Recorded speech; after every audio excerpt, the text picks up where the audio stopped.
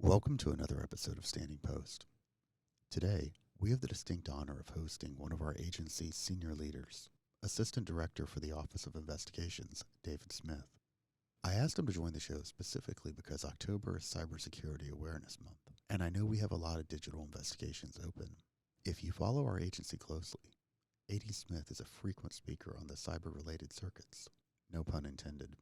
So he brings a wealth of knowledge and experience about the agency, cybersecurity, and the financial crime investigative process to our show. In the next 30 minutes, we discuss some of the ever-evolving tactics cybercriminals are exploiting to steal money from individuals and corporations, as well as tips and tricks you can use to avoid being a victim, and resources in case you are. I'm Abel Trevino, and you're listening to Standing Post.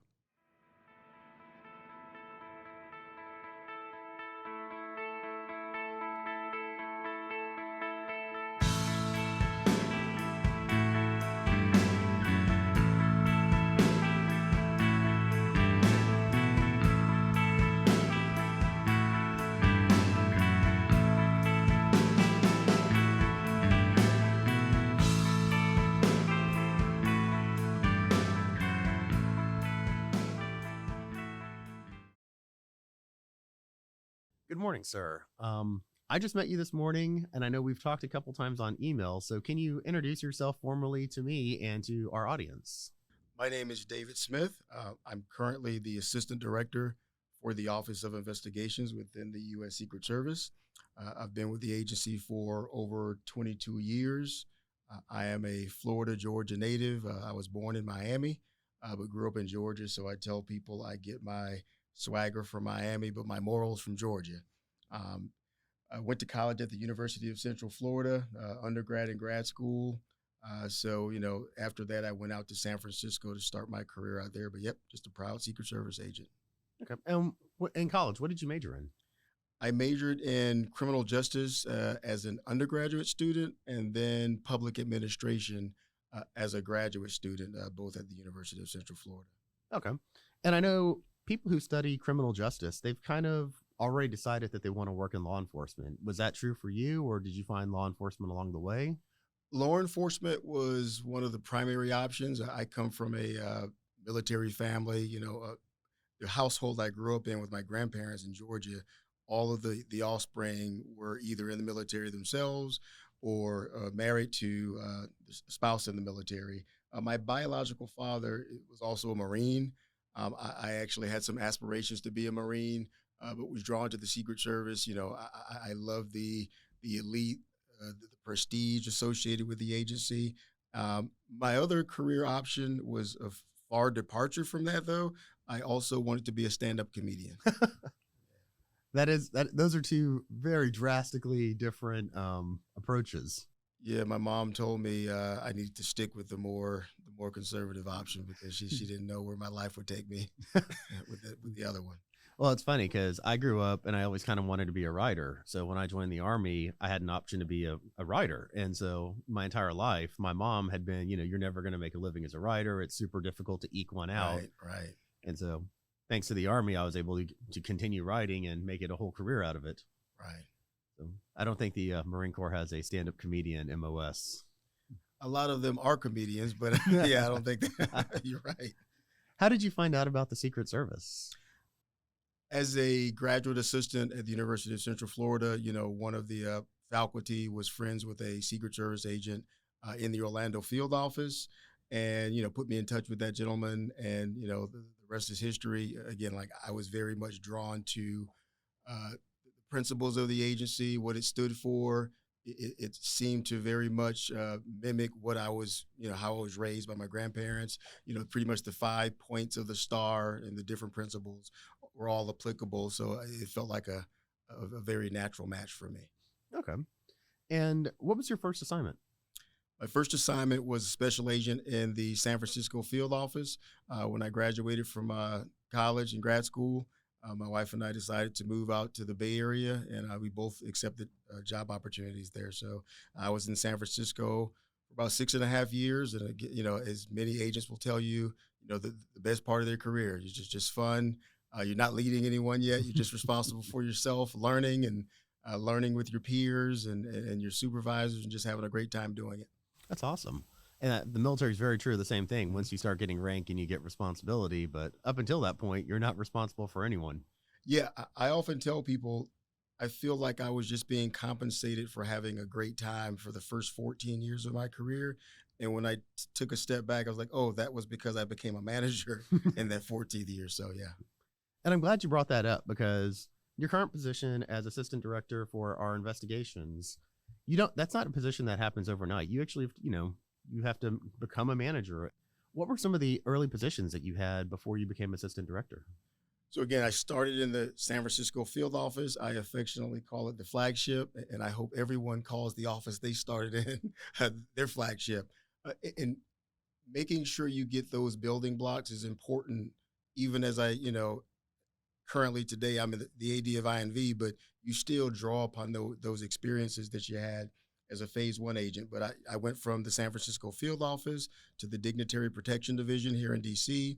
I served on the President's Detail under President Bush 43 and President Obama. After that, I actually came to headquarters, and I was a special agent in the INV Special Projects section, the same exact office that I work in now. Everybody knows the agency is a very small place. You're not that far removed from anyone. My former SAC in San Francisco became the AD of INV when I was a GS-13 in INV. So having a strong work reputation, with my boss actually translated into, coming to headquarters and getting some administrative experience at a critical time in my career. And that actually, helped round me out from the operational side of the house. I then went out to the Los Angeles field office for my first supervisory assignment. I was an ATSAC, assistant to the special agent in charge. One of the more fun assignments I've had as a Secret Service agent. LA is a buzzing office, no different than New York or WFO, Miami, Chicago.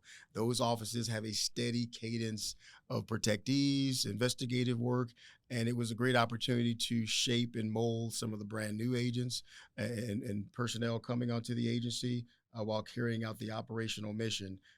After that, I actually was on the 2016 presidential campaign with then candidate, now former President Trump, for the 2016 campaign. So again, great operational experience before coming back here to headquarters again as an assistant inspector.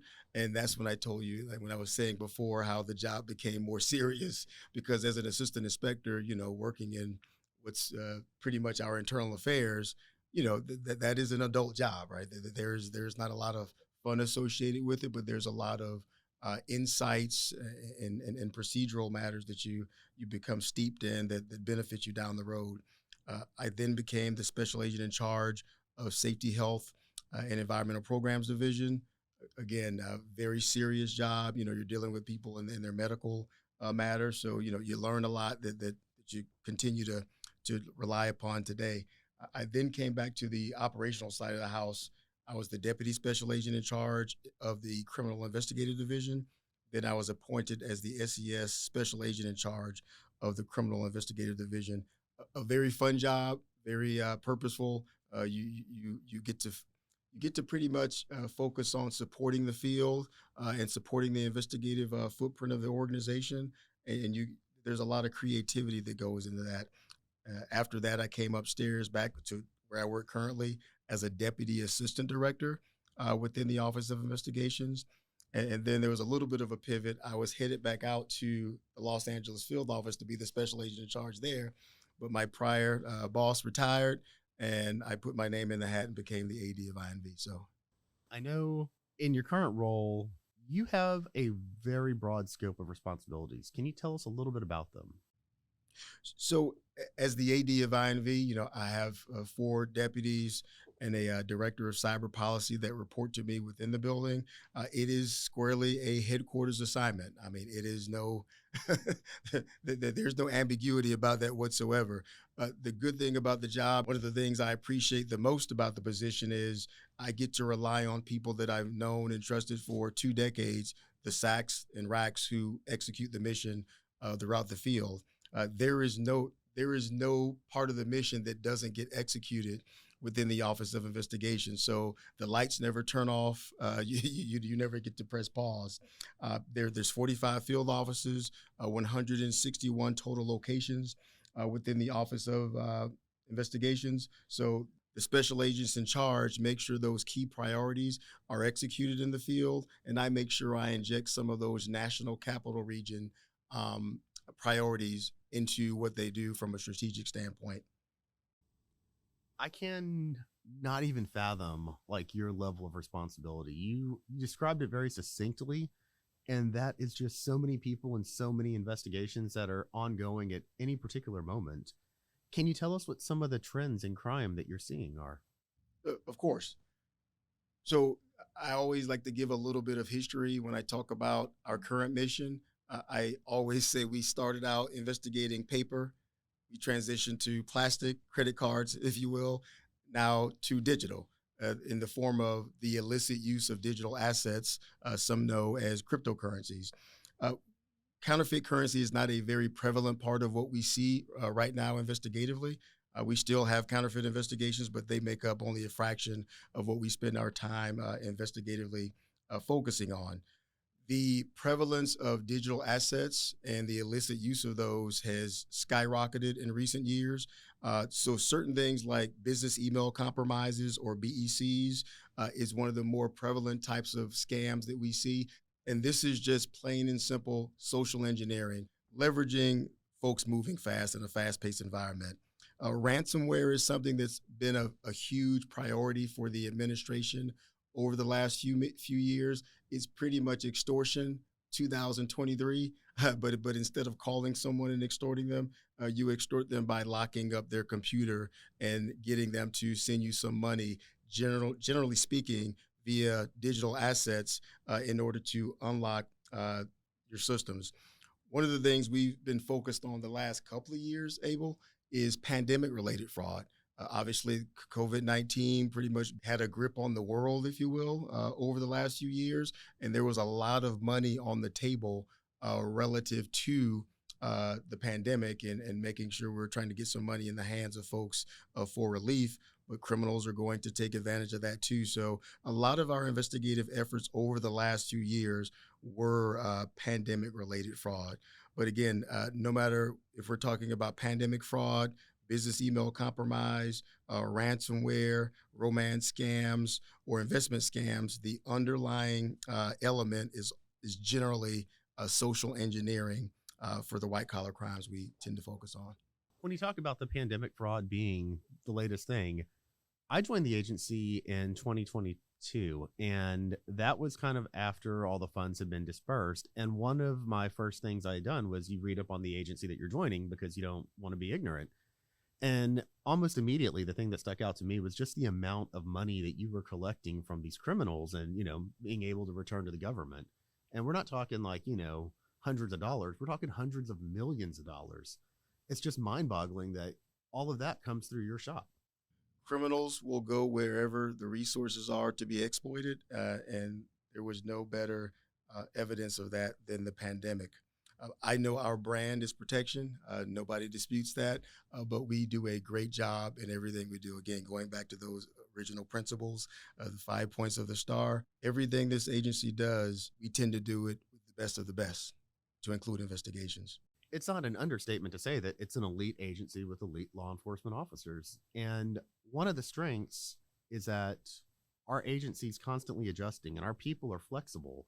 And like you said, the Secret Service started off investigating paper counterfeit, and now we're investigating digital, which is also why I'm brought you on the show today, because October is Cybersecurity and Cyber Fraud Awareness Month.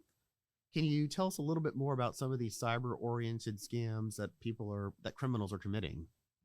Of course, I do want to start out by giving a tip of the hat to our Office of CIO. We do a great job, in my opinion, of keeping folks on their toes in regards to cybersecurity.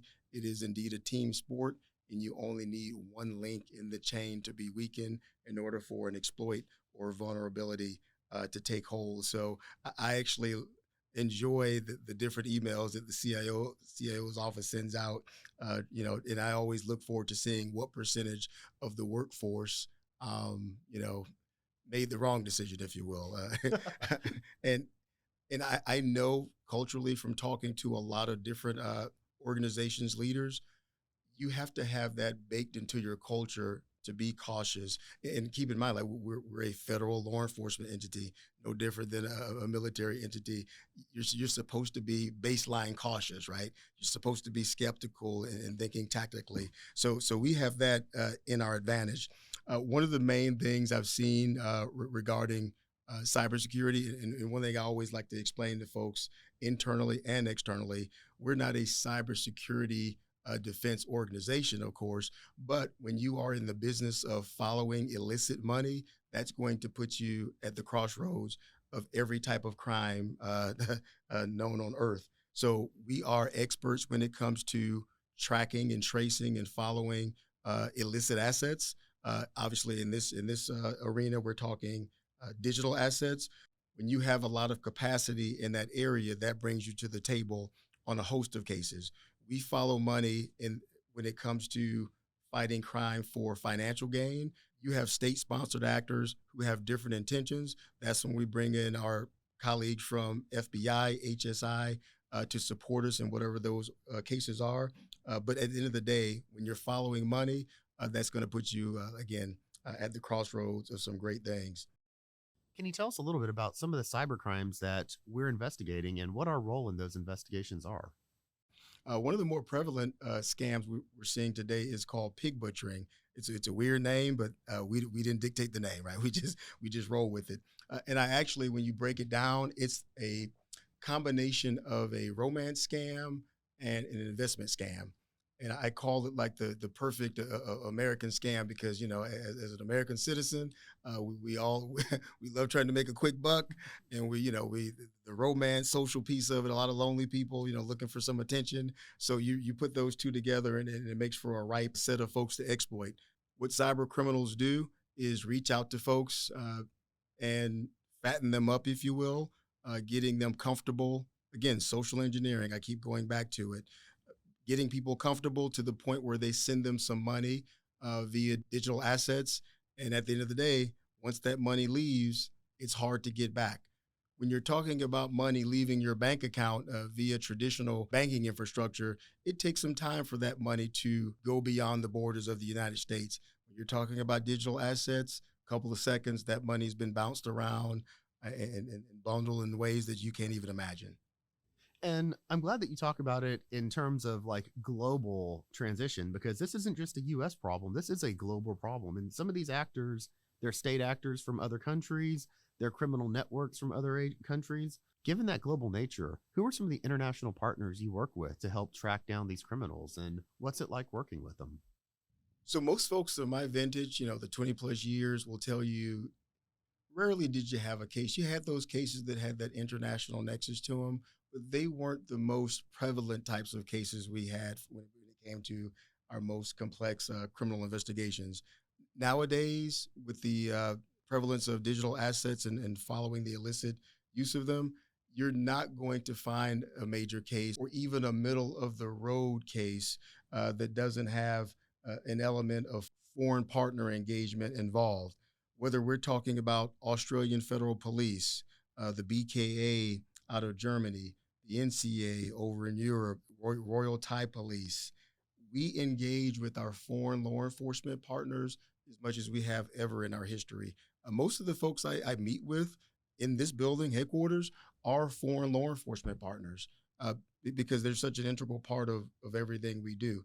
One of our big cases was with the South African Federal Police called Black Axe over a year ago. So we do a great job of engaging our foreign law enforcement partners in furtherance of what I call cordoning off the globe so that bad actors have fewer places they can actually go and feel safe. Just last week, I led a panel with FBI, HSI, and a couple of foreign law enforcement partners over at DHS called the Western Hemisphere Cybersecurity Event. The goal of that event was for us to communicate and make sure we're coordinating because we want to make sure bad actors have fewer places of safe haven in the Western Hemisphere. And the same is true throughout the globe. And I think this international partnership really does underline and convey that this is a massive problem across the world. It's not US centric. What are the impacts financially to the US and to the global economy? So when we have large scale cases that we investigate, there's always some sort of transnational nexus that comes to mind. When you think about Colonial Pipeline, where there was a ransomware attack that not only yielded a payment for the company, but it also resulted in a big disruption to the supply chain. One thing that we're always fighting when it comes to white collar crime, it just doesn't get the same sort of visceral reaction, is more aggressive or blue collar or violent crimes, and that'll never be the case. But when you have a situation like Colonial Pipeline where people can't get to some of their basic goods or needs, that's when it becomes more, in your face, if you will. So that's something that we're always up against. But when it comes to cybersecurity vulnerabilities, there's just a lot more reach and a lot more impact than going up to someone on the street, snatching their purse. When you talk about power going down, when you talk about critical infrastructure being impacted, uh, these are doomsday scenarios or nightmare scenarios that we've seen movies about it, but nobody wants to really experience that in real life. So that's why we, the Secret Service, we don't hesitate to work with partners. Again, within DHS like CISA or HSI, or external partners from DOJ like the FBI, in furtherance of making sure we're as resilient as possible. You mentioned Colonial Pipeline. Can you tell me just a little bit about that? Most people don't think about ransomware on a daily basis the way I do or my peers do. But Colonial Pipeline was just, I don't want to say a great example, but a real world example of how the impacts of ransomware can touch people in a real way. There are ransomware attacks every day, every, every day throughout the United States, but they don't get the type of attention that Colonial Pipeline did because folks didn't have to start going to the gas station, filling up with gas or getting water. Ransomware attacks on a financial institution don't get the same sort of response as they do on a critical infrastructure sector. That's an interesting analogy because I know just recently, I think it was MGM that was, the victim of hacking, and people were trying to gamble and they were getting locked out of these electronic casinos. They were getting locked out of their hotel rooms because of hackers. Now, if you're a gambler, you care, right? I am very much a gambler, so I very much cared. Well, I'll say for the record, I don't gamble, but but I do understand how folks could feel. Listen, we just want folks to be able to go about their lives, have a good time spending their resources in the ways they see fit. So anytime there's a disruption to either critical infrastructure or just leisure activity, it's an impact to humans. While we're on this kind of gray area of gambling, cryptocurrency keeps coming up. And I know it's used a lot when we talk about cybercrime. And it's certainly not illegal to use cryptocurrency, but there seems to be a connection between cryptocurrency and crime. Can you tell us a little bit about that? Yes, I often say that digital assets or the use of digital assets is not inherently illicit, but the illicit use of digital assets has been an accelerant for ransomware and other sorts of cybercrime. So it's not illegal to have a bank account, but it is illegal to launder money in a certain way using that bank account. I'm always mindful of not criminalizing the use of digital assets, but it is undeniable that criminals have used it as a vehicle to accelerate their interest. One of the ways they do, they like to mask and obfuscate their activity. So anytime there's a new medium to move money, criminals are going to try to stay ahead of the curve, try to stay ahead of law enforcement, and exploiting people and exploiting victims' ignorance in the use of these resources to enrich themselves. And I'm glad that you brought up that criminals are using this to stay ahead of law enforcement because that does introduce the notion of jurisdiction. Is there any jurisdiction for cryptocurrencies? Well, that's a very layered topic, and that's something that our folks internally within the Office of Investigations, Criminal Investigative Division, when something is in its infancy, there are plenty of government entities involved in trying to make sure there's some oversight so that law enforcement can be effective in doing our job and making sure we minimize the number of victims to the extent possible. remember, our original intent as an agency was to follow and track, money. Uh, the purpose of digital assets is to remain decentralized. So those two obviously are very very different goals. But at the end of the day, we have violations such as wire fraud. We have violations such as unauthorized access to computers or other devices, and we rely on those violations at the end of the day to make sure there are consequences brought to people that are illicitly using digital assets. So when you talk about the authorities, there is no one federal law enforcement entity that has this broad authority to investigate the illicit use of digital assets. I say often in public settings, if you're a law enforcement entity and you don't know how to follow money, you might as well just close up shop, because at the end of the day, like that is that is going to be a guiding light for a lot of what you're investigating. There's no one agency that has oversight, but it's a collective effort. Again, we just rely on those existing statutes that are being violated to make sure those consequences are doled out. You mentioned that it's a federal effort, like an all of government approach to investigating these cybercrimes, which, I mean, let's be honest, cybercrime isn't going anywhere. It's now the new frontier. It's becoming more prevalent. I mean, I can't even tell you the number of attempted pig butchering text messages I get on a weekly basis. So there's not really a one size fits all answer, but what are things that people can do to protect themselves from some of these scams? Our principles are rooted in security.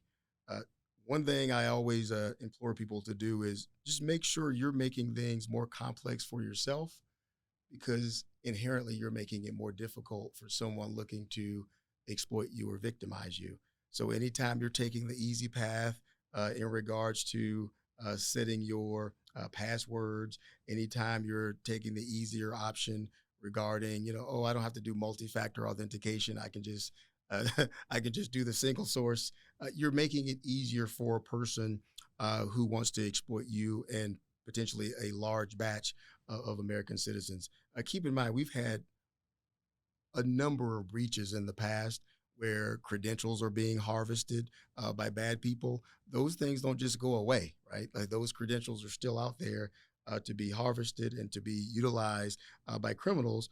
Just make sure, no different than in our protective mission, that you're doing your advanced work and prepping yourself with that multi-factor authentication. Make sure you're taking a pause anytime you're sending money to someone. I mean, make sure you're verifying who you're sending money to. Listen, our money doesn't come fast. We're government employees. We got to be very mindful about where we spend it. So just make sure you're taking a pause. As they say in construction, measure twice, cut once. Just make sure you look at the emails, look at the routing numbers, look at the sources that you're sending your money to before you press send.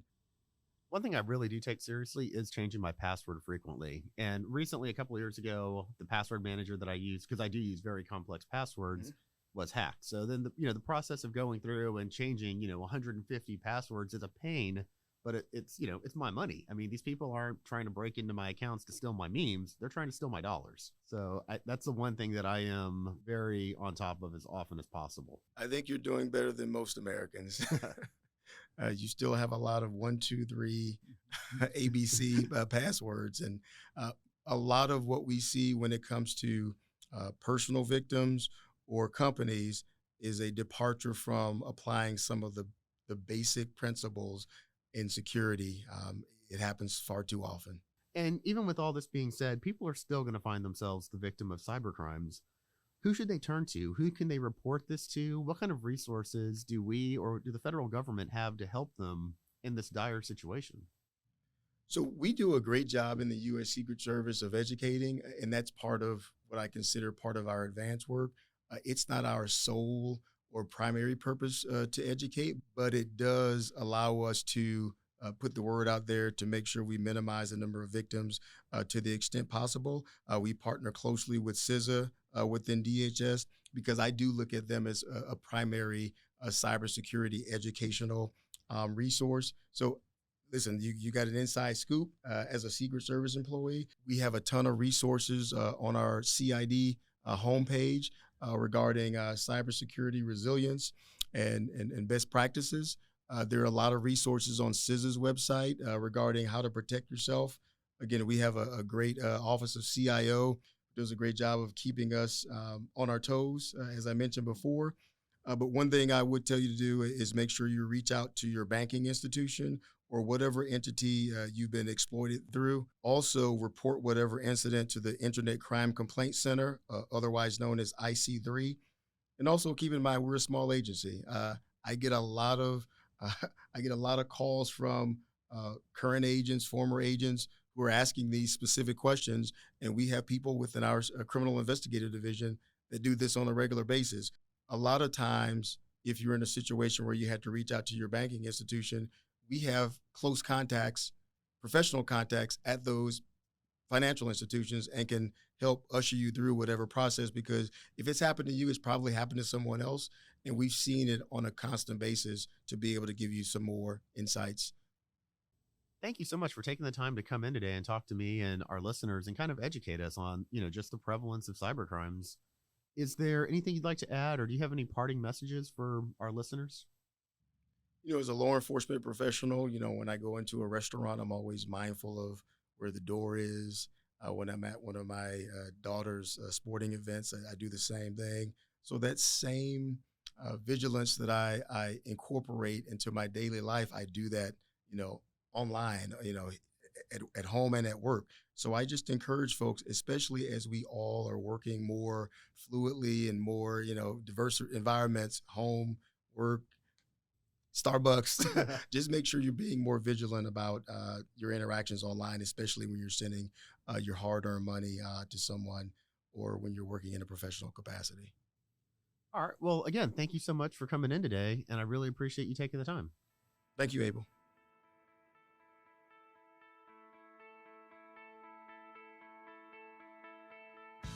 A big thanks to Assistant Director Smith for coming on to the show.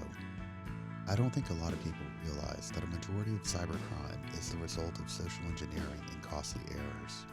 It's a good reminder that if we're skeptical, thorough, and patient, we can avoid a lot of scams. Should you ever fall victim to a digital crime, know that there are dedicated professionals like those in our agency working tirelessly to bring justice to criminals and support to victims. For Standing Post and the United States Secret Service, I'm Abel Trevino. Thanks for listening, and as always, stay vigilant.